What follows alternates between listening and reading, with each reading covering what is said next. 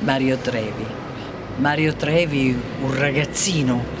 Ero giovanissima anch'io, ma forse lui è, anzi, senza nessun forse, è una realtà, mi dispiace dirlo, ma è così, è più giovane di me Mario. Un ragazzo che mi colpì soprattutto per la sua grande serietà, oltre che per la sua bellissima voce, un cantante che sapeva porgere la canzone.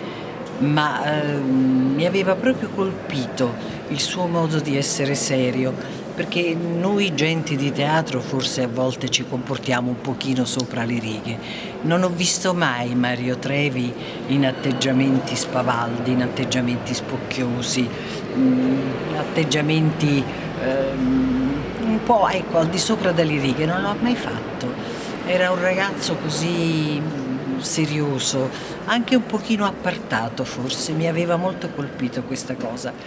E certo, lui militava in un altro campo, lui era un cantante, io ero un'attrice, però io presentavo spettacoli, avevo contatti con tutti questi giovani cantanti e devo dire che era sempre un piacere perché lui si defilava, non si buttava mai nella mischia con spocchia, con alterigia, era sempre come intimidito da quello che faceva e lo faceva benissimo, perché Mario poi ci siamo rivisti molto adulti naturalmente, sono passati tanti anni e lui non ha cambiato il suo atteggiamento, è rimasto quella persona seria, normale, perché gli attori nella vita secondo me si devono comportare in maniera normale e non in maniera spavalda, pensando di essere attivi in un lavoro. Certo, è un lavoro un po' particolare, lo è, la vita di teatro, però non bisogna farne una bandiera,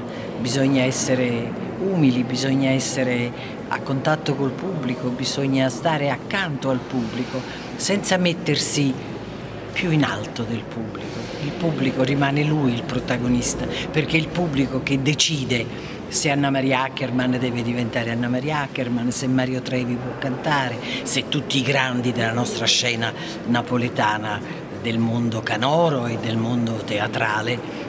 Abbiamo grandi nomi che hanno dato veramente lustro in tutto il mondo. Napoli si canta dappertutto, si canta in Giappone, si canta in Cina, in Giappone c'è un museo meraviglioso della canzone che forse noi a Napoli non abbiamo e dovremmo pensarci un pochino.